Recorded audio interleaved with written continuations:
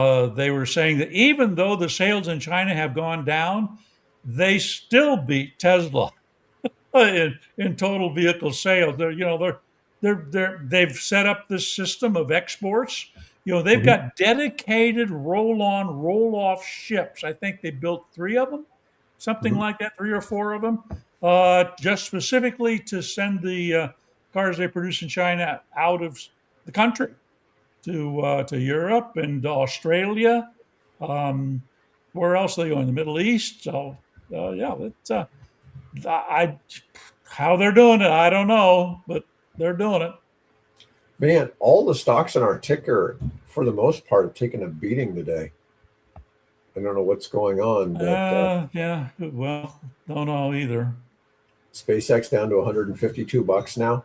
It started out at 135, but it went past But there's 200 and then came back. yeah. So if you got in at the start, you're still ahead of the game. Yeah, but I won't Tesla I down. won't talk about my two crypto plays. Just we won't even go there. God. Yeah. Yeah, but it's funny. It's like Nvidia and Microsoft are the only companies that are up, and they're just barely up. Everybody else, I mean, Rivian down 14% today, Lucid down 8%. I mean, Yeah. those are some big numbers. Um, You know what anyways, it was? You know what it was? America lost the World Cup game. That's what it is. you think that's what's The killing the whole the stock whole market? world got depressed because America lost to Belgium. Yeah, well, the thing about that is, I don't know how many Americans know what the World Cup is.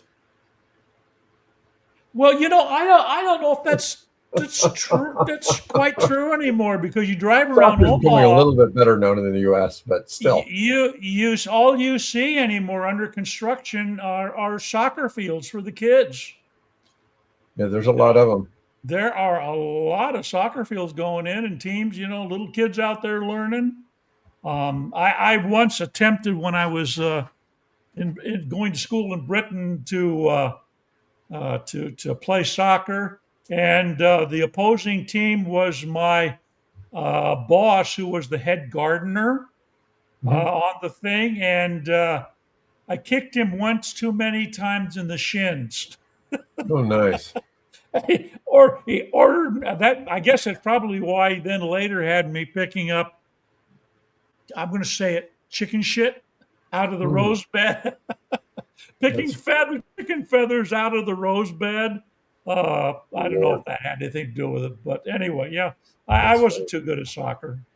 All right. Rivian raises guidance while Lucid stumbles. Rivian delivered 12,000 vehicles in quarter 2 versus 11,000 expected and raised 26 guidance from being in the 62 to 67,000 range to 65 to 70,000 range. So they're expecting to make more.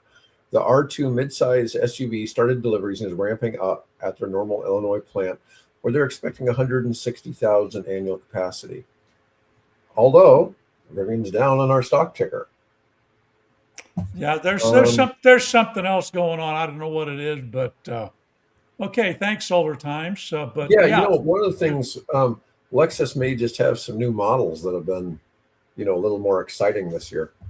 You just never know what might be the reason for that, why one's doing better than the other. Lucid only delivered 3,900 vehicles versus 5,000 expected. The new CEO, Silvio Napoli, announced a major leadership restructuring, cutting direct reports to the CEO in half and replacing their chief financial officer.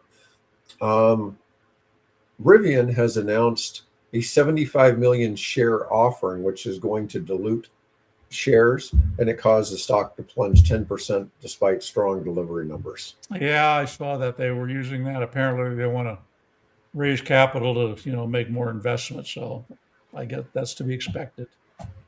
Oh, so Lexus EV sales. Is all Lexus sales up 100% or just Lexus EVs are up 100%? So I'm not aware of a lot of Lexus. I know they have They something, have but some, but yeah, some of them are masquerade. What they're masquerading under Subaru or something like that, the Solterra or that particular brand. I don't know. To be honest, I haven't been keeping all that close the tabs. There's so much going on with this space anymore. It's just we need to have about 5 or 6 of us, Dave, to keep track of all this. Hmm. They have three now. Two SUVs, the RZ and the TZ, and one car, the ES. So they're making the similar to other gas cars, but the ES, two of these cars start at one at 47, one at 48. That's pretty reasonable, I think, in the EV space, especially for a luxury brand like Lexus. So, anyways, grid emergency. PJM declares emergency as heat wave threatens blackouts. What was it? New York City hit 100 degrees. Oh yeah, I know. Yeah, and they had what 102 in DC for the July 4th 250 Yeah, celebration. yeah, isn't It's that crazy? just no, there's no climate change. Yeah, no, Yeah. we're just imagining it. Um, let's see.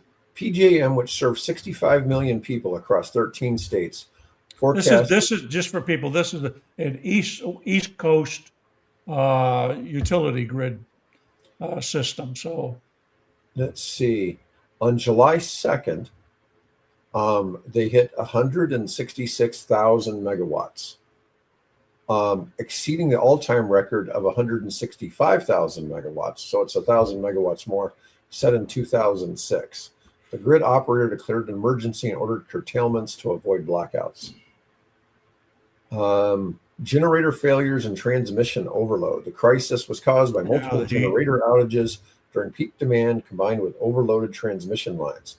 Classic grid stress when aging infrastructure meets extreme weather and increasing electrification. Yeah, so we'll see how that plays out. Yeah. Well, how much of that is attributable to not just aging grid, but also are there data centers that are I don't imagine that they have a deal where they scale back because the temperature goes up, whereas consumers, are asked, well, let us control your thermostat or that type of thing. Probably don't have that. I don't know. Do they have that kind of thing with the data center? What do you mean?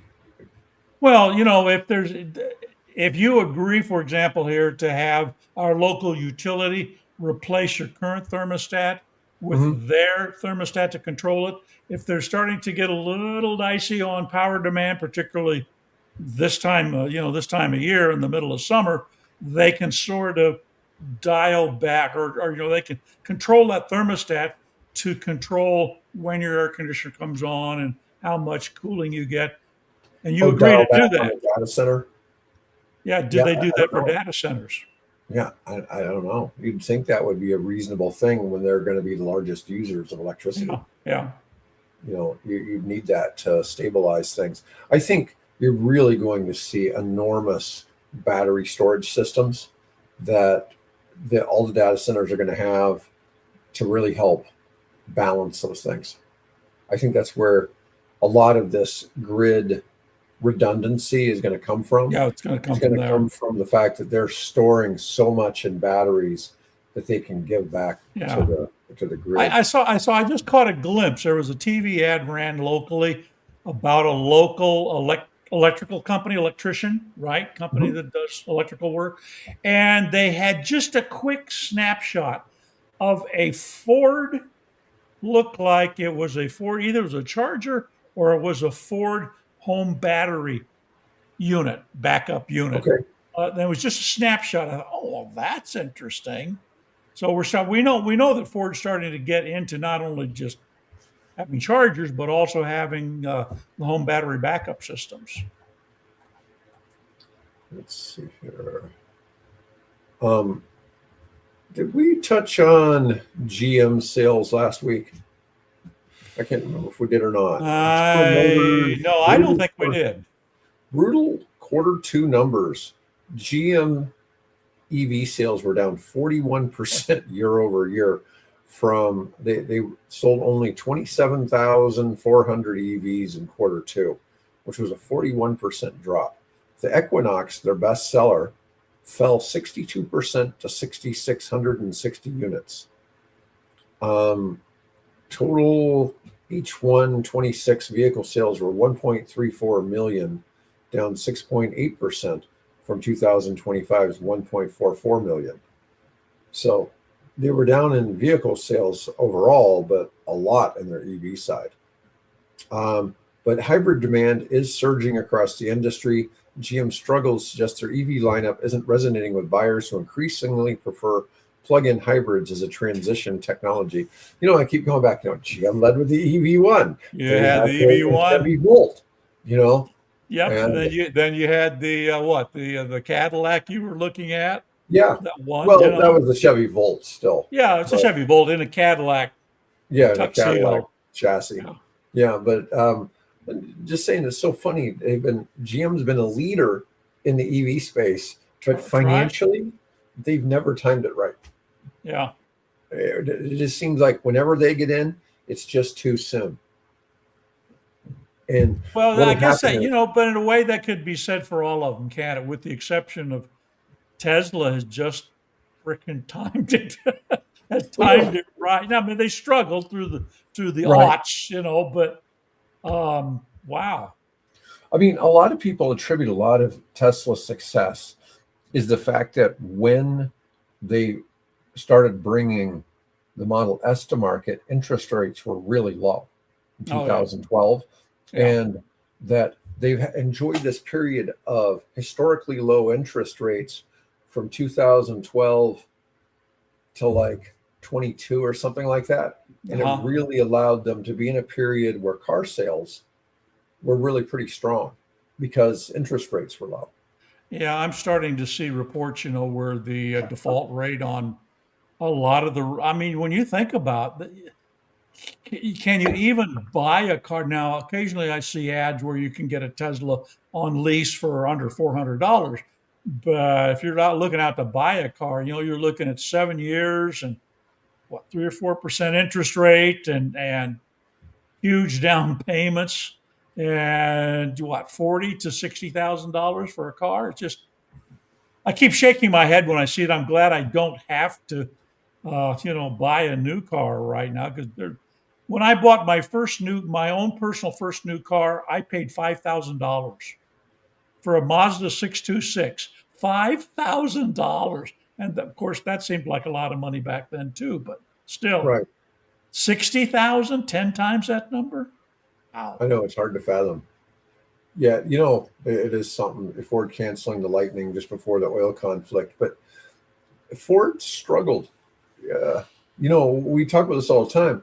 Ford sells an electric Explorer in Europe for the last few years. They don't sell one in the United States. And you think about it's their popular SUV, and yet, why not here in our market? Sometimes I just don't know what these companies are doing. It's just like the whole concept of Buick doesn't sell an EV in the United States, but they have 4 or 6 different models in China, and they do well over there. Yeah. The Buick brand is a quality brand in China, and China is the world's largest car market. Yeah, go figure. Yeah. So some of this is really hard to understand. And then the funny thing is they cancel the Lightning, and yet they're coming out with a $30,000 EV truck. Right, pickup truck. Yep. And they catch these guys that go around and try to catch these things under camouflage. They've caught a few of them with camouflage. Out road testing, all covered with weird, wrap around stencils and things on them. All right, let's talk about why repair comes next. So that's interesting. All right, so this is an EV World article. As the global EV fleet ages past factory battery warranties, a missing independent repair ecosystem risks perfectly good vehicles being totaled prematurely. The industry is shifting from new sales to long-term maintenance phase. It's really common to total out vehicles that really don't seem like they should. I mean, we have a dealership here, Internet Car Lot. They have like multiple locations. They have repair centers and all that here. They only sell bad title cars. So salvage titles, they call them branded titles. on their Right. sales thing, but they're all salvage titles that they've rebuilt, and they make money buying these cars and fixing them back up. And they have everything from Teslas all the way up. I've seen them without Lamborghinis. Huh. I've had somebody tell me they tried to, because I know a guy who owns it, and somebody was telling me he'd called him and see if he wanted to buy a Ferrari that they had gotten, and I'm just like, it is hard to fathom that they buy that many cars Uh, and insurance is written yeah. off and fix them back up, because those lots are pretty big. Well, I mean, they my have my tons of cars. the Prius that I owned for wow over 10 years, it was a salvage. It Hmm. was written off. It was in a wreck. It had like 1,200 miles on it, and it was in a wreck down in Texas. Hmm. And it ended up getting bought by a company that does this kind of work and specializes in Priuses. And I was able to get a really good deal on it. They, fixed it up, and I what what did I spend for that? I spent, several $100,000 or several $1,000 less than I would have for a car with similar miles that hadn't been in a wreck. So, I mean, it worked out for me, and the car, had a fairly good track record until we decided to convert it over to a plug-in. But that's another story we won't get into. Oh, interesting.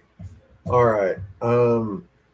There's no standardized protocol for high voltage diagnostics, component level battery pack restoration, or circular reuse. Creates a bottleneck worse than charging infrastructure. Cars that can't be economically fixed get scrapped. You know, uh, cars are getting so cheap to make. I don't know what you do with some of that, because when we look at some of these things where they're making four-door cars in China that are EVs for less than $10,000, selling Yeah. them. I mean, how do you justify fixing something? I Well, mean, yeah, that's how so much of what we have, Well, do I take it in and fix it? And do I spend as much doing that for something that's brand new? yeah, and it's not like the batteries are being thrown in the trash. I mean, the batteries are super valuable. They're being recycled Yep, somewhere, yep, yep, repurposed. yep. Even if the battery was damaged, they fix them and still use them for storage systems. All right, let's switch over to battery longevity. So, EV Wow. batteries have quietly been outperforming every expectation. It's funny. People are like, "Oh, the batteries are going to die, whatever. The car's going to set on fire." It's just really funny. We've been doing this now. Um, Friday, I'll make 3 years that we have been doing this, Wow. Huh. and together. And it's just funny because I don't we don't see some of these arguments anymore. I don't really see anybody talk about EV fires. It's been almost a year since I've really seen somebody bring up the fire issue. Um, and it's funny. It's like high mileage fleet data now shows minimal degradation, even past 200 and 300,000 miles. Battery replacements are rare, far rarer than early models predicted, dramatically lowering lifetime ownership costs. I mean, the United States, if you took your Chevy Bolt, pre 2021, completely out of all statistics, you would massively change how people viewed EV batteries. I mean, because most of the problems really were relegated to the Chevy Bolt.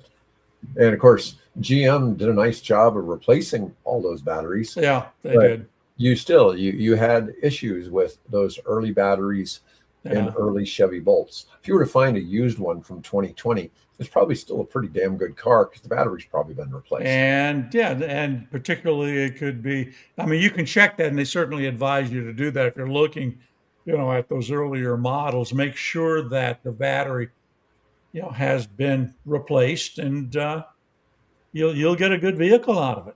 I mean, we're in 2026. You can still in the United States, you can buy a 2018 or newer EV, and it's still going to have battery warranty as long as it hasn't been driven over 100,000 miles. Right. Now, Yeah. 10 years. some of the Teslas I look at, they have 150,000 mile warranties on it. Some of the Rivians have 175,000 mile warranties on them. I mean, some of these manufacturers have put some real warranties, and they've stood behind. Serious numbers on it. Yep. Yeah, and they realize they can afford to do that. Um, and now, one of my friends had sort of a kind of original, one of the early years of the Model X. I think maybe a 2019 or a 2020. One of my friends has a 2018 Model X. He has a first Model X from the state of it was sold in the state of Florida, Oh, and okay. but somebody else has had one, and they ran almost 200,000 miles on that, and they've had a couple battery replacements all under warranty. They haven't had they had a 150,000 mile warranty on the battery, free lifetime supercharging, and they had the battery replaced twice before the warranty expired. They've had no problems since. But they also have a Model S, a Model 3, and a Model Y. They have a 2026 Model Y. Or Yeah, they have one of each. They don't have a truck. yeah. Now, to be fair, Well, why not? I mean, you might as well get the pair. yeah, Get the set. Sorry, get the set. yeah, the S isn't driven. It was bought to do experiments on. So Okay, yeah, experiments. no, it to for the development of EV range extenders. Oh, okay, all right. Yeah, so it was bought for that purpose, Are and they here local or are they out of state? Tampa. Tampa. Okay, all right. Yeah, um, but it's funny. Was that They used on the Model X. They used the self-driving regularly on the freeway, but their 2026 Model Y, which has AI 5, which is the most current computer system and camera setup. He says it's unbelievable. It's so much better, huh? but because it'll do everything in local driving, parking your car, turning in traffic, all these things, and Yeah, yeah. you know, the car has no real. The car knows exactly what it's capable of, which is very interesting. As a driver, you don't always know how your tires are going to spin, all those things, but the car has all this data that as a human, it's hard to replicate, and an EV is so much more um, responsive, than a gas car, and it's interesting to see that. Yeah, well, this is one of the things, Solar Times, that we've seen as we've been doing the show. It's like everybody, I remember early on when I got into the space, people were asking me, I knew people that had relatives who had started up battery recycling facilities. And what we've seen in the 3 years I've been doing this show is that everybody is doing what you're saying. They're repurposing the batteries because they're not wearing out, and they're perfectly good for power systems for homes. And we've seen where people are trying to make them into grid scale, where they're trying to collect literally hundreds of these and use them as battery packs. Tesla uses them when they replace a battery. They've been putting them on their facilities in Fremont and in Sparks, Nevada, and using them as battery storage for energy for their own facilities. So it's way more common than you'd think to do that. Everybody thinks they're going. I mean, I'm always still surprised if I hear somebody say, "What are you going to do with those used EVs? You can't throw them throwing those batteries in the junkyard." I haven't even heard people bring that argument up. It's been months, Bill. No. You don't really hear that. We're past that. Yeah. I think people are starting to learn that that's not really going on. Okay. And of course, I asked you about this article before we started. This is so strange. Canada's doing a canola oil for cars barter deal to get Yep. 18 Lotus EVs. All right, Bill, can you tell me what's going on here? So what's happening is that now whether it's the commodities board or whether this is being run by the federal government out of Ottawa or whether it's exactly, but what's happening is that Canada, I'll say it Canada because it could be any of those below that organizations, has decided that instead of buying these are importing and dealing with all the issues regarding tariffs and things like that, that they would bring in the Geely built Lotus. Mhm. Geely, the Chinese company, bought several different brands, one of which was the famous racing company Lotus. And so they bought it and they built this sedan called, I think it's the Elite or Elitra or something. Anyway, they bought that.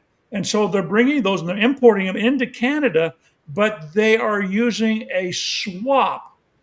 So what they're doing is instead of paying somebody paying cash for them, they're shipping and trading them for so many gallons, I would gather, hundreds of gallons, thousands of gallons of canola oil, which helps the local Midwestern Canadian economy, because most of that canola is being, grown in the central provinces. And they're getting around any kind of trade barriers and things like that and tariffs. So it's interesting. So, I mean, it's only 18 cars. So it's not like it's a, flood, but it's sort of an interesting way to bring, Chinese built cars into the Canadian market. Will we ever see them here in the U.S. on that kind of deal? I don't know. Will we trade ethanol, So for it? I don't know. Probably not. cur- currently, Canada has a 100% tariff, or I'm sorry, China has a 100% tariff on Canadian canola On oil. Canadian And so canola this oil. is Yeah. part of it. They're trying to make a deal to reduce tariffs. Yep. So, Yeah, well, um, it's been an interesting approach. Let's see. Let's see how it goes in the future. It might set a precedent. yeah. Oh, yeah, solar times. Yeah, we're way behind in a lot of things. It's really kind of a lot of energy generation. There's a lot of energy generation types like technology and other things that I've seen people are doing overseas that haven't been done in the U.S. yet. But yeah, the U.S. is behind, obviously, on Well, and we solar let battery and we storage. and we led all of these at one time. We were the leaders in all that technology, and then an administration came into office and said, we don't need solar panels on the top of the White House. And Yeah, things began to go into retrograde from that point on.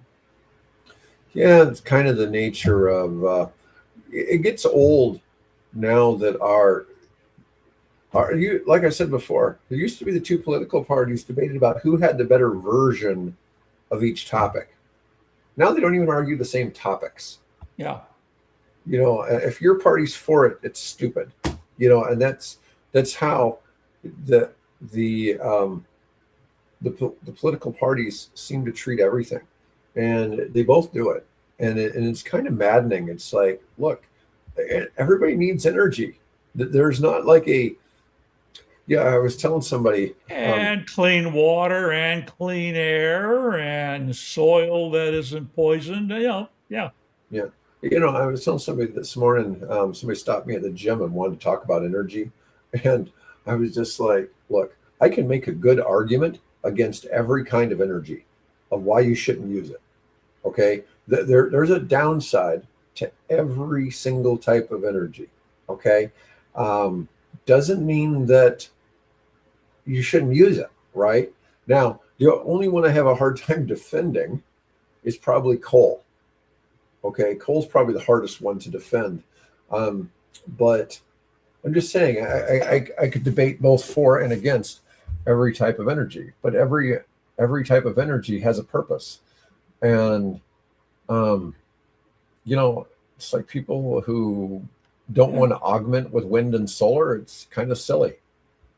I mean, it's Totally just agree. it's Totally cheap agree. Yeah. energy. And the other thing is too, solar is something that individuals can own. I'm not saying you couldn't own a wind turbine, but it'd probably be hard to get approval for it, right? Unless you had a big old farm, right? You're not going to get approval to put a big wind turbine in your backyard in the city limits, right? Um, but solar is the one type of energy generation, other than you could put a generator and be burning some propane or LNG or something, Yeah. and And creating some. now you're still dependent on, outside fossil fuel source. Right. Where Yeah, you're dependent on sun something else. is shining out there right now. Tap into that. Which by the way, I'm remiss I haven't yet. but our esteemed producer here has a fair amount of solar on his house. So good job. Yeah. Well, thankfully, the power grid on the East Coast did not collapse. Yep. That was a fear. But anyways, we're out of time, Bill. Um, I'm and going to go grab some lunch then. All right. Well, anyways, folks, I want to thank everybody for watching today. I Yep. should be back on Friday with engineer Mike Herzog. Until then, everybody Maybe have a wonderful fingers day. crossed. Yeah. Yeah.